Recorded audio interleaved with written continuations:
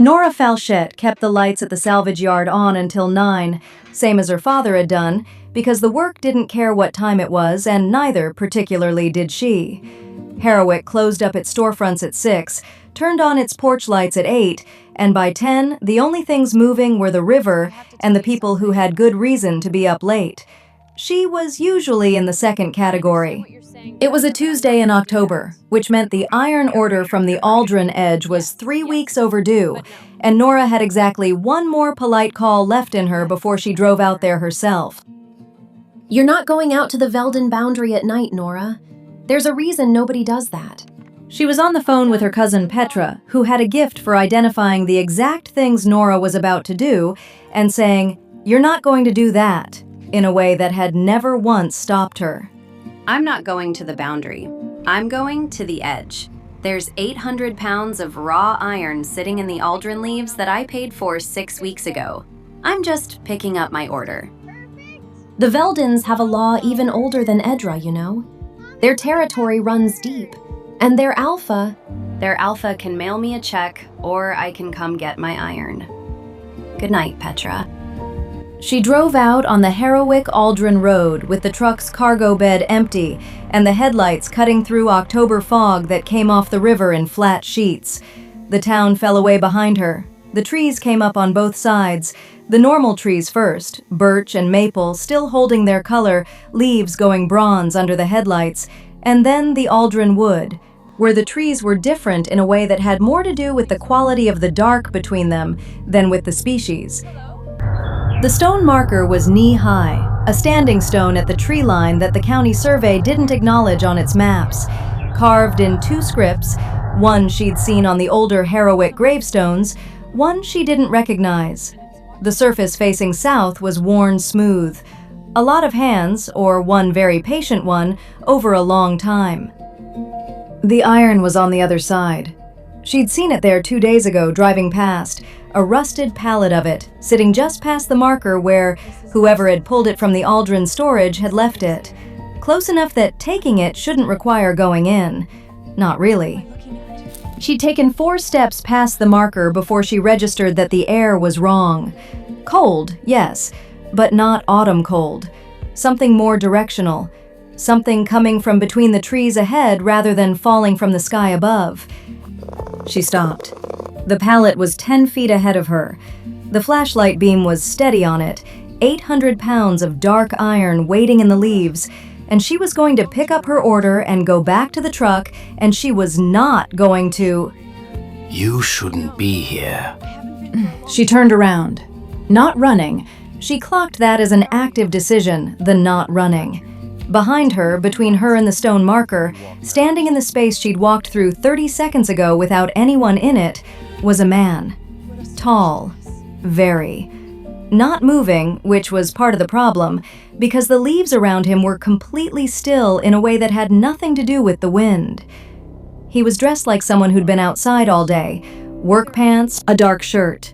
Nothing in the cold. That should have been sufficient. She could see his breath. She could not see her own. He was watching her with eyes the color of old bourbon, and something in the specific quality of his stillness told her that he had been in the Aldrun Wood a great deal longer than she had, and that her presence here was a problem he had decided to deal with personally. Falchet, and I know about your order. Go back to your truck. I'll have it delivered by morning. I have a pickup order. The iron on that pallet was PA'd for 6 weeks ago, and nobody has delivered it.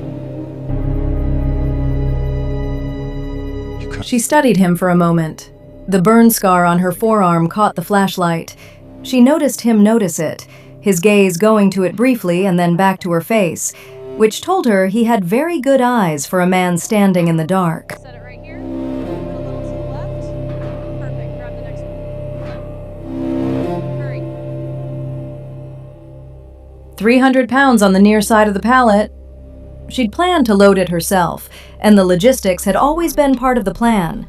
But she saw something shift in his expression at the precision of her response, something that wasn't quite amusement but was in that direction. He helped her load the iron. He didn't ask for the flashlight, and he didn't need it, which she noticed. His hands were warm. Not person warm, but something beyond that, the warmth of something that ran several degrees above the ambient. She had to recalibrate her grip on the iron twice because she kept expecting the contact to be cold. He smelled like cedar bark and river water, and something under both that she didn't have a word for. Old. Specific. The air around him was different from the air 6 feet away from him, in a way that she was going to think about later. When the pallet was loaded, she moved to the driver's side, and he walked back toward the stone marker without being asked to, which she appreciated. She was almost in the cab when she looked back. He was standing at the marker with his back to her. His shoulders were very still. She could see his hands at his sides, and his right hand. She'd have said she was imagining it, except the flashlight beam was still on him. His right hand was not quite the right shape. Fingernails at the edge of something, the tendons in his forearm pronounced in a way that suggested the hand was working to stay the shape it was. She drove. She got 3 miles down the Harrowick road before she admitted, without preamble, that she was going to drive back in the morning. Not for the iron. The iron was in the truck. She drove back because the moment she'd turned on the truck's engine, she'd noticed, in the absence of his warmth, that she was very cold. He was at the salvage yard by 8 the next morning, standing in the yard with his hands in his jacket pockets watching the street, not her. She noticed the not watching her was deliberate in a way that told her he was watching her perfectly well through peripheral and something else.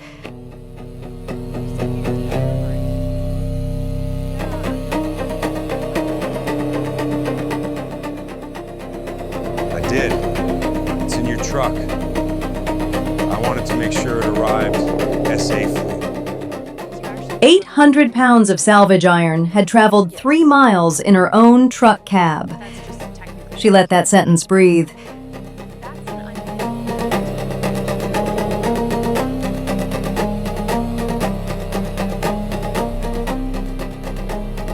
I have an unusual occupation.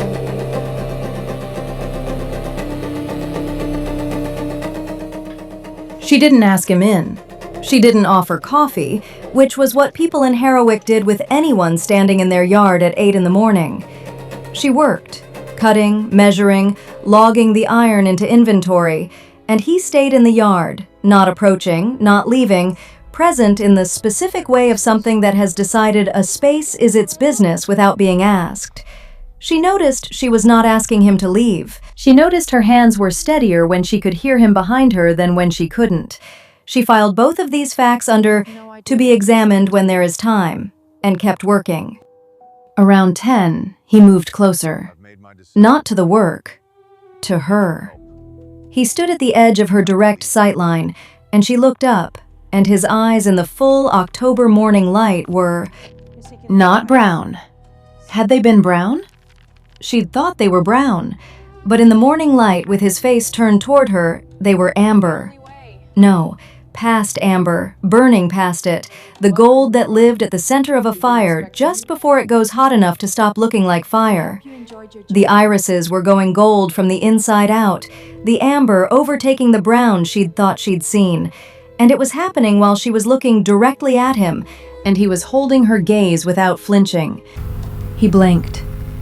The brown was back, or almost back, something gold still at the center, a banked ember, before his gaze went somewhere past her shoulder. Come to the lodge tonight. There's something you need to understand about what you walked into. She went.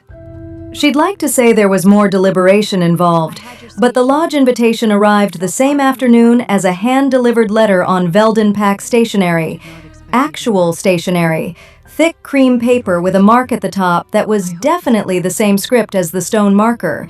And the letter said, very precisely, that her presence at the Aldrun Lodge that evening was requested by the Pack Council regarding a matter of territorial law. It was the most formally threatening piece of mail she'd received since her father's estate went through probate. The Aldrun Lodge was what happened when people who had been building in the same forest for 200 years stopped caring what the result looked like from the outside and started caring exclusively about what it felt like from the inside. Stone and heavy timber, fire in every room that had a hearth, which was most of them. She counted at least 20 people in the main hall before she stopped counting, all of them watching her with the specific attentiveness of people who had been told to expect her. Soren was standing at the far end of the hall, not moving toward her. She registered his position the way she registered the temperature when she'd entered, automatically, before she'd decided to. A woman came forward, older, actually older in the way of faces that had been watching things for decades, though her posture was 25 and her eyes were considerably older than that. A legal act witnessed by the council. What you see. I won't lose you again. Would require Soren to choose between the bond and his alpha standing, and the territory that his standing... Edra smiled, briefly. The smile of a woman who had not expected to be made to smile in this particular meeting. She gestured to a seat near the fire, which Nora took because her hands were cold, and then Edra sat across from her and was quiet for a moment in the way of someone deciding how to give someone else news.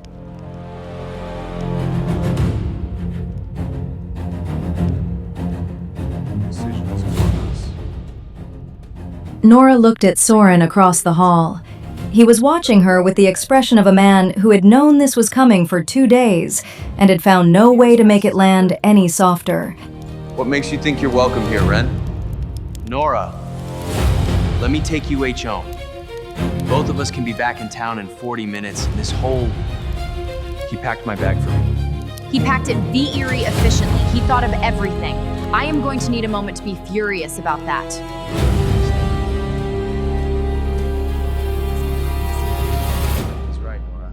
Keys are right there.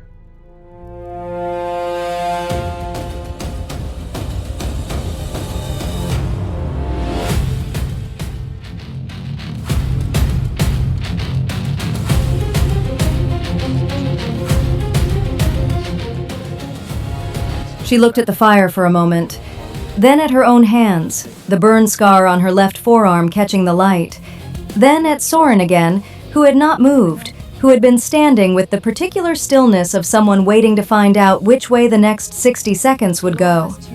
Cassidy Wren walked in with her overnight bag packed and his car keys in his hand, and an expression of competent concern that meant he'd talked to Petra, who had talked to someone, and here he was with a plan. He had packed her bag very efficiently. She could see the corner of her laptop case and the specific way he'd folded her good jacket, which told her he had been in her house, and she was going to need a moment to be furious about that.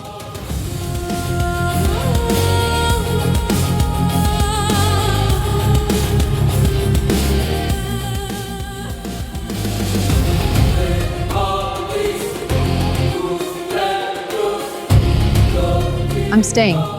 So be it. She stood, looked at Edra, looked at Cassidy, looked at the overnight bag he was holding and the car keys and the entire reasonable architecture of the exit he was offering her.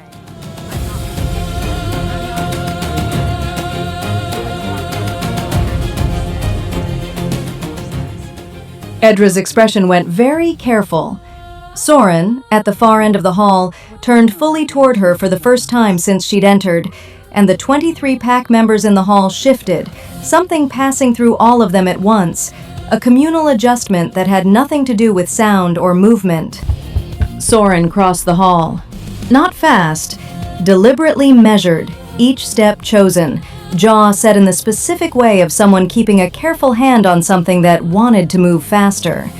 He stopped an arm's length from her, and the warmth came off him in a wave, 40 degrees above the cold stone floor. He reached out, stopped. His hand moved toward her arm, toward the burn scar specifically, and stopped 2 inches short of contact, and she felt the heat of his hand from there, which was not supposed to be possible, and was. How did you get?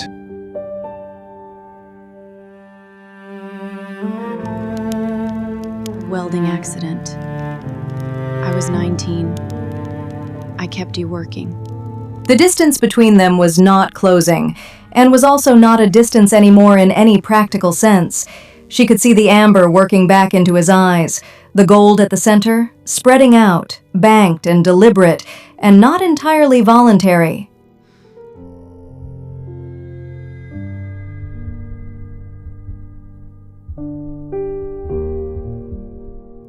Every pack member in the hall went still. Not the stillness of a crowd registering a moment between two people, the exact same stillness, all 23 of them at the same second, as if a signal had passed through something that wasn't air. Daw, Soren's second, was on his feet. Riel, in the far corner, had her hand pressed over her sternum and her eyes were wide and her expression was not shock. It was recognition. Recognition of something she'd been waiting to see confirmed. We found you.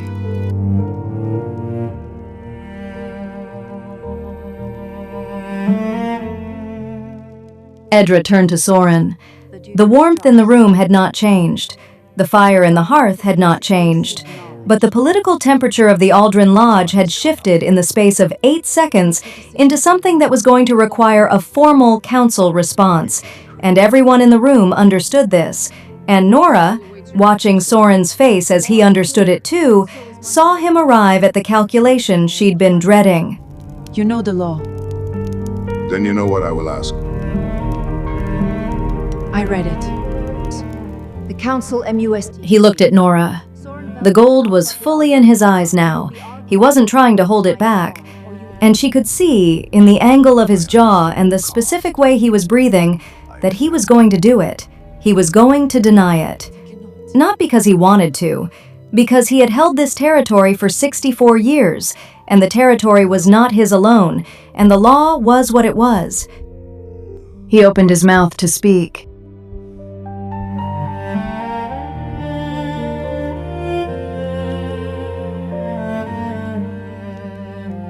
He stopped. She held up one hand, the burn-scarred one, and looked at Edra with the expression she kept for estimates that were wrong and load calculations that didn't account for the actual weight. You assume too much.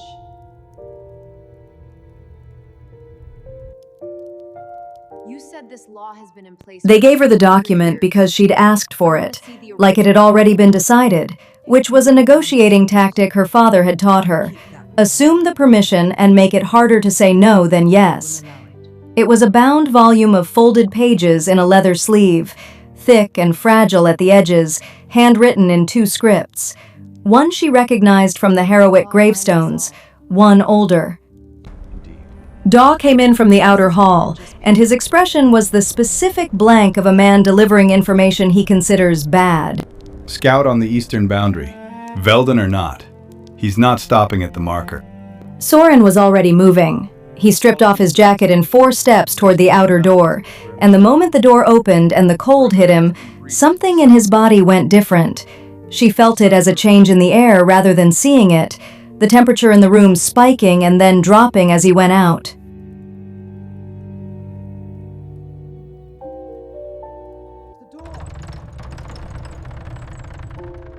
Stay.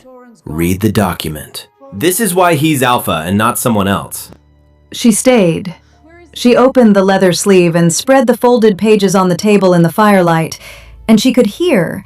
She was sure she could hear, though the lodge walls were thick and the compound was a quarter mile from the eastern boundary, something she did not have a name for. A sound like old timber under significant weight, but faster, more deliberate. She pressed one hand flat on the table and kept reading. The original law was written in the older script, and she could read most of it. It was close enough to the archaic English on the Harrowick gravestones that the shapes made sense with patience.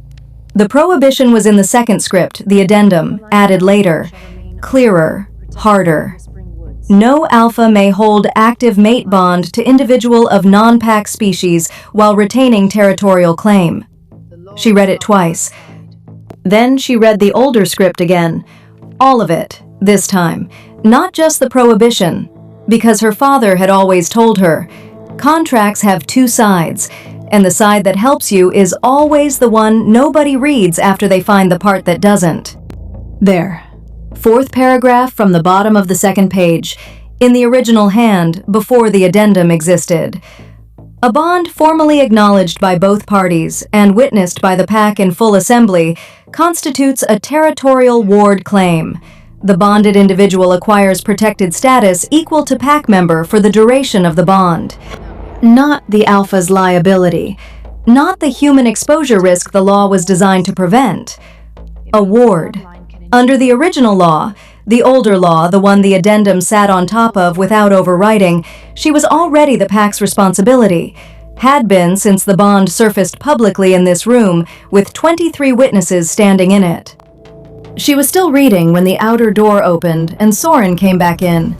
He was human-shaped again, which meant the shift had reversed, but his shirt was gone and his hair was dark with sweat, and the amber gold was still fully in his eyes. Behind him, a man she didn't know, younger, pack smell but different, the scout, was sitting down at Dawes' direction, with the specific cooperation of someone who had made one incorrect decision tonight and was revising his estimate of the evening's remaining options. Riel looked at Nora across the room and then at the document spread on the table, and her expression was very careful. Edra entered from the inner hall. She took in the room. The scout, Soren, still shifting back from the physical adrenaline of the confrontation, the document open on the table, and her eyes went to Nora's face.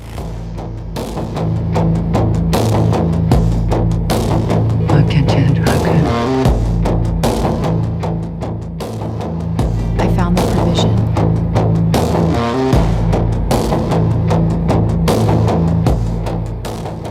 You heard too much, Lisa. You read the original script. Fourth paragraph, second page. Edra was quiet for a long time. Long enough that Daw shifted his weight. Long enough that the fire in the hearth went through a full cycle of snapping and settling. She looked at the document.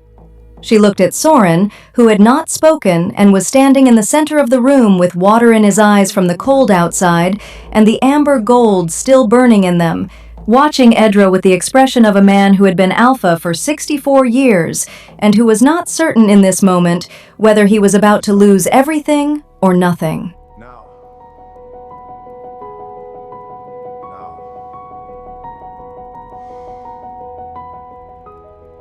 Daw, behind her, said nothing for a moment. Then, She read our own law to us. I don't know whether to be angry or impressed. Edra looked at Nora for a long time. The firelight was amber on both of them. Warm, human warm. The ordinary world reaching into the cold stone lodge. Something in Edra's face moved.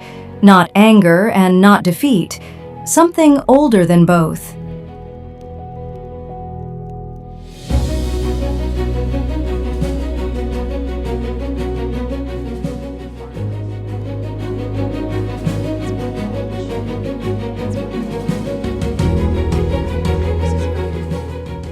The council voted. Nora did not leave the room. Edra was last. She was always last, the ritual of it, and she looked at the document one more time before she raised her hand. 4-3. The ward clause recognized Nora Falchet, former owner of Falchet Salvage and Metalworks, resident of Harrowick, 26 years old, with a burn scar on her left forearm and her father's work jacket and an overnight bag packed by a man who had thought of everything, formally acknowledged as a ward of the Aldrun Pack under the original law. She stayed for the subscription to the watching audience. There was a moment before she followed Soren outside where she turned toward the camera and the firelight was on her face, and you could see what this had cost and what she'd won. If you want to know what came after, what it meant, what she built inside that territory with those laws and that man, make sure you're subscribed. This story isn't finished, neither are these two. They stood in the lodge yard afterward, Soren and Nora, in the space between the compound and the Aldrun dark. October cold, the compound's lights at their backs. Somewhere in the trees, a sound that was probably wind and probably wasn't. He looked at her for a long moment, the gold still in his eyes, the temperature still coming off him, the cedar bark and river water smell of him in the cold air. His right hand moved. This time, it didn't stop 2 inches short. His fingers found the burn scar on her forearm and stayed there, warm against the raised tissue, and she let him.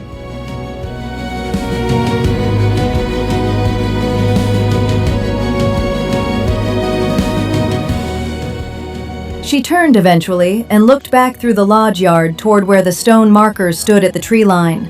Not visible from here, the Aldrun Wood was between them, but she knew the direction. She'd known the direction since the first night. On the stone marker, carved in 2 scripts, one she'd learned in these last 3 days to read, one she'd always known, the mark sat in the cold October dark, worn smooth on the south-facing side by 200 years of hands crossing it in both directions. She was on the inside of it now. She'd read the law to get there. She'd done it herself. I read the law, That, Soren. of all of I read it, every word. was the I part know. she was going to keep. It's done. I belong here now. Yes, you do.